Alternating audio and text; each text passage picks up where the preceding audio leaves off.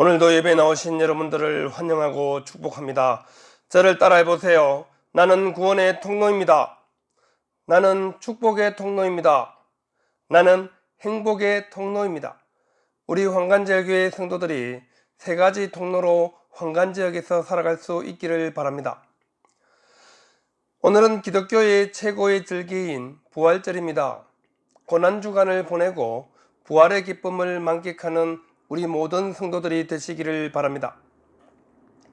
십자가는 고난과 절망과 죽음의 순간이라면 부활은 기쁨과 희망과 생명의 순간입니다.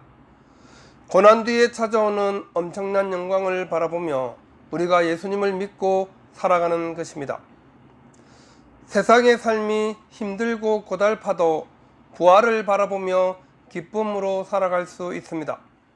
부활은 인간이 해결하지 못하는 죽음을 이기는 순간이며 죽음이 결코 우리를 마음대로 할 수 없음을 분명하게 확인하는 날입니다.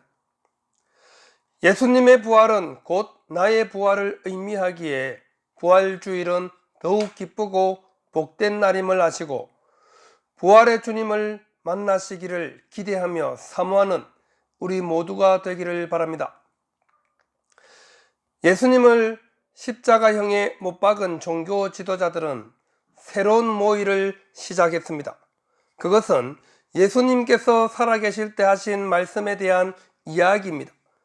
마태복음 27장 63절에 주여 저 속이던 자가 살아있을 때 말하되 내가 사흘 후에 다시 살아나리라 한 것을 우리가 기억하노니 말하고 있습니다.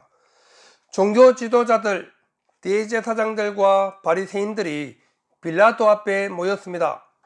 그들은 예수님을 속이던 자로 표현하면서 예수님께서 살아계셨을 때 한 말을 기억하고 있었습니다. 사흘 후에 다시 살아나리라 한 말이었습니다.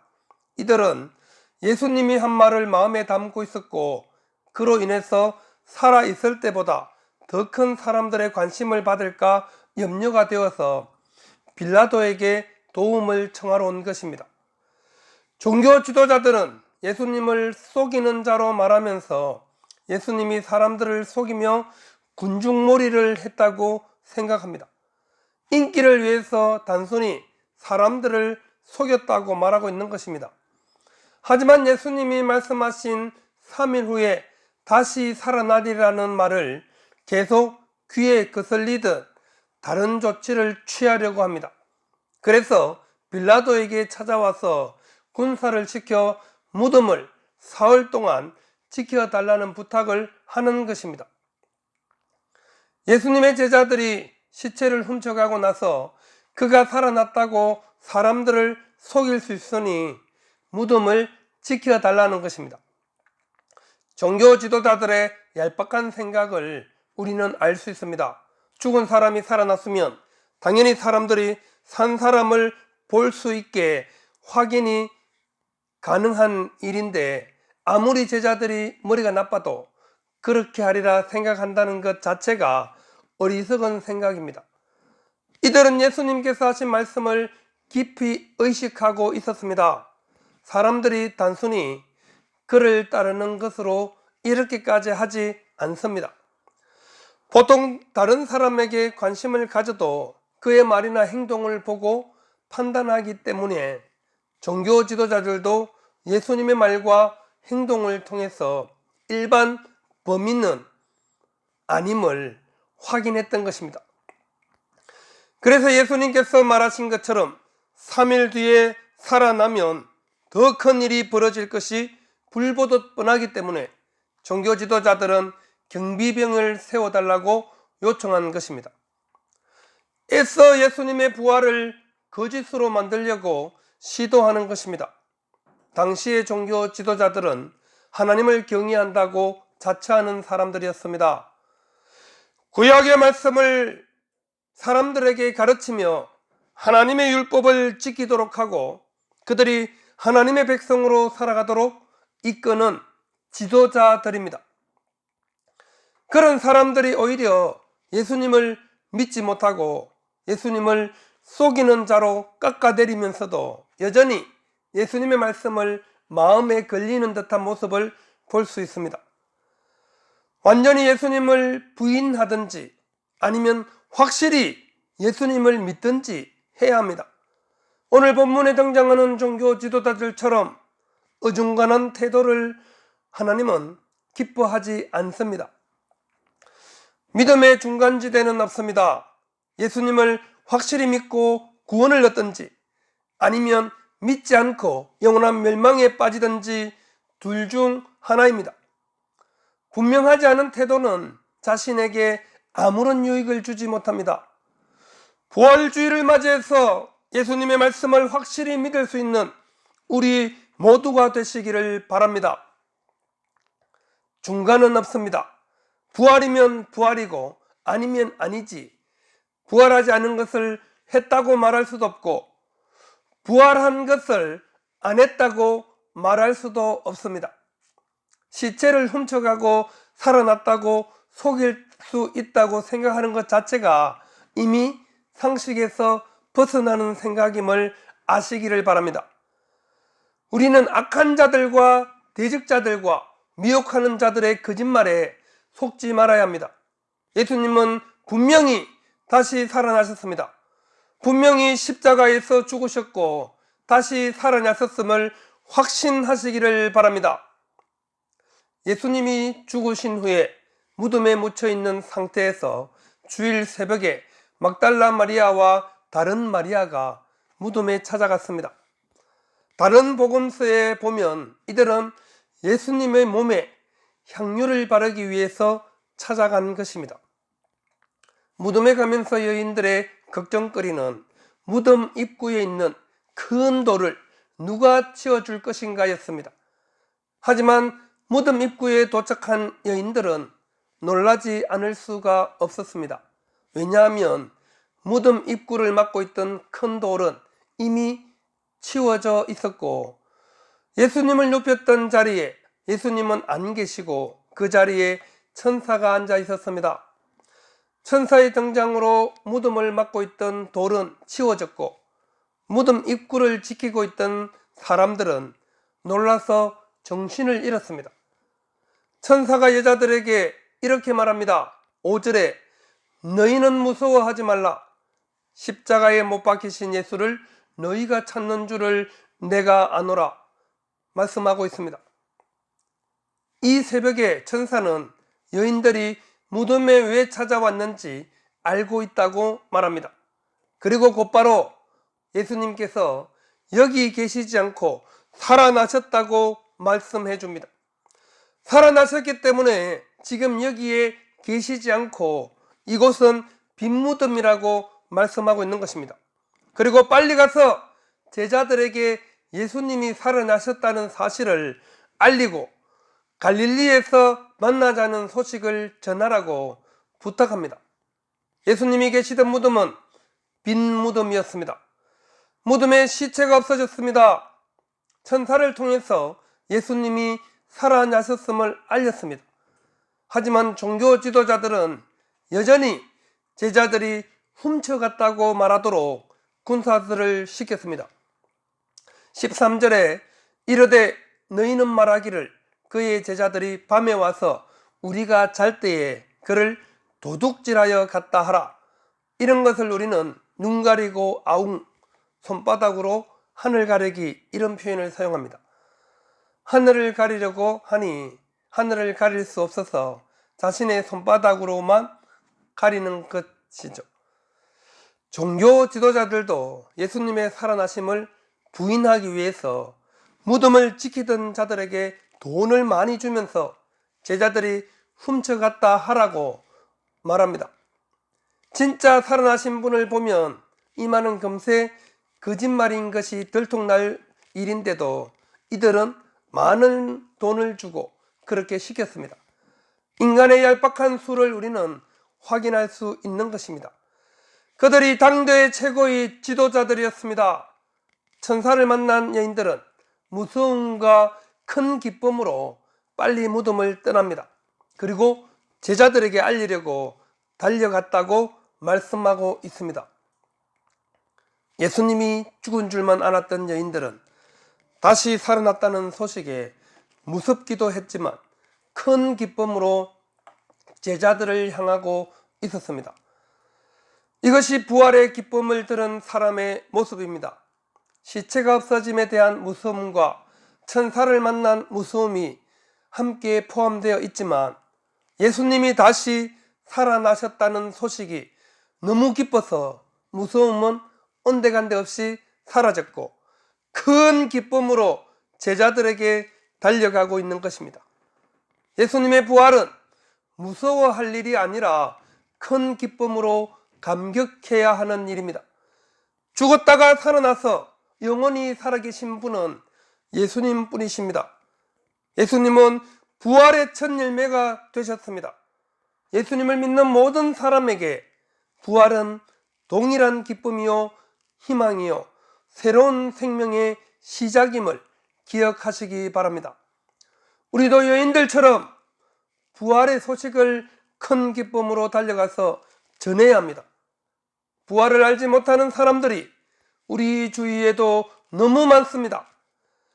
아직도 여전히 고난과 절망과 죽음의 상태에 빠져 있는 사람들이 많이 있습니다. 그런 사람들에게 예수님의 부활을 전해야 합니다. 기쁨과 희망과 생명의 주님을 만나도록 우리가 전달자가 되어야 합니다. 예수님을 다시 만날 수 있는 자리로 나오셔야 합니다.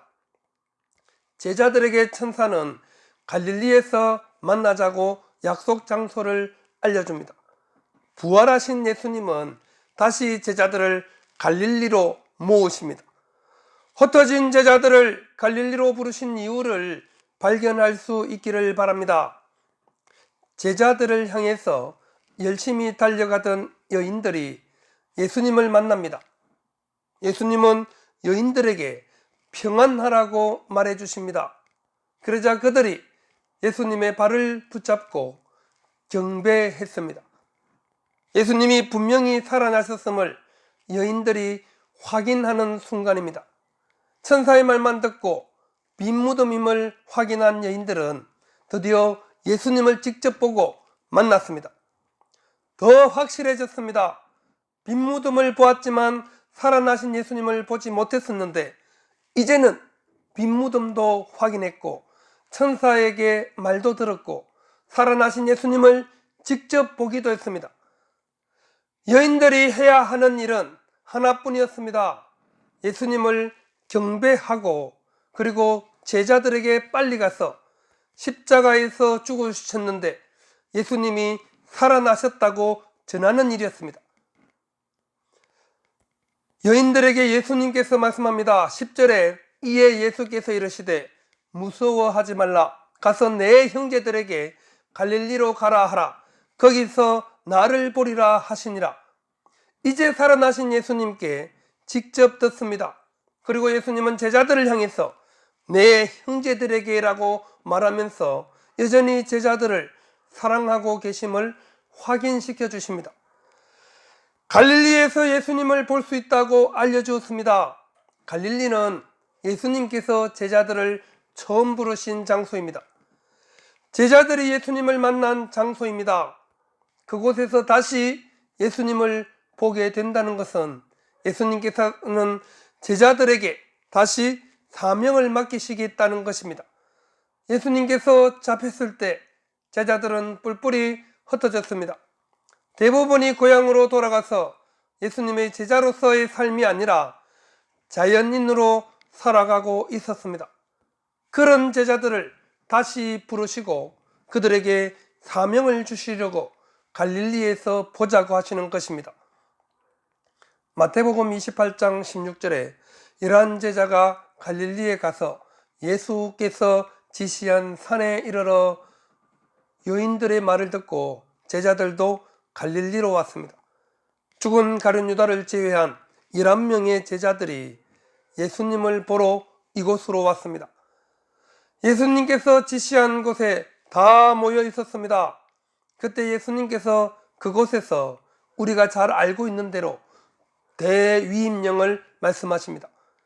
그러므로 너희는 가서 모든 민족을 제자로 삼아 아버지와 아들과 성령의 이름으로 세례를 베풀고 내가 너에게 분부한 모든 것을 가르쳐 지키게 하라. 볼지어다 내가 세상 끝날까지 너희와 항상 함께 있으리라 하시니라 말씀하고 있습니다. 흩어졌던 제자들을 갈릴리로 부르시고 그곳에서 예수님은 제자들에게 선교 명령을 하셨습니다. 예수님은 잡혔을 때 왜 나를 버리지 않겠다고 약속해 놓고 다 버리고 도망갔냐고 혼내지 않았습니다. 제자라고 3년 동안 따라다녀 놓고 배신했다고 나무라지도 않았습니다. 제자들을 여전히 사랑하시고 믿고 그들을 갈릴리로 모으시고 모인 제자들에게 사명을 주셨습니다. 갈릴리는 다시 예수님을 만나는 장소이자 사명을 재확인하는 장소입니다.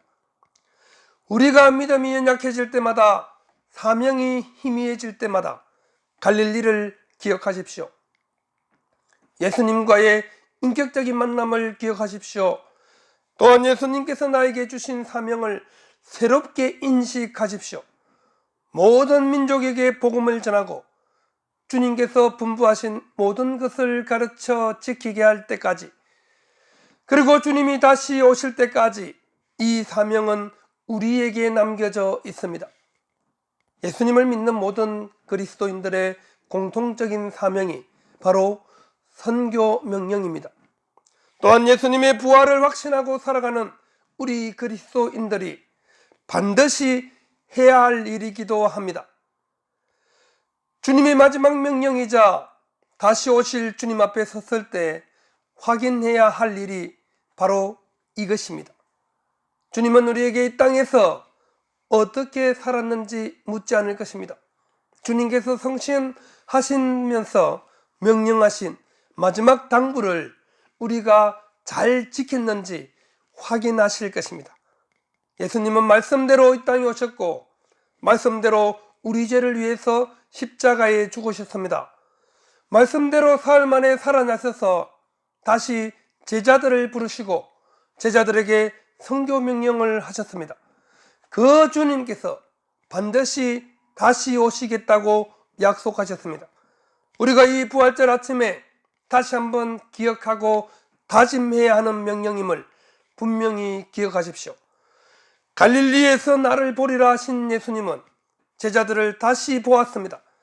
이제 다시 오시겠다고 말씀하신 예수님을 기다리며 우리의 갈릴리를 다시 기억할 수 있기를 바랍니다.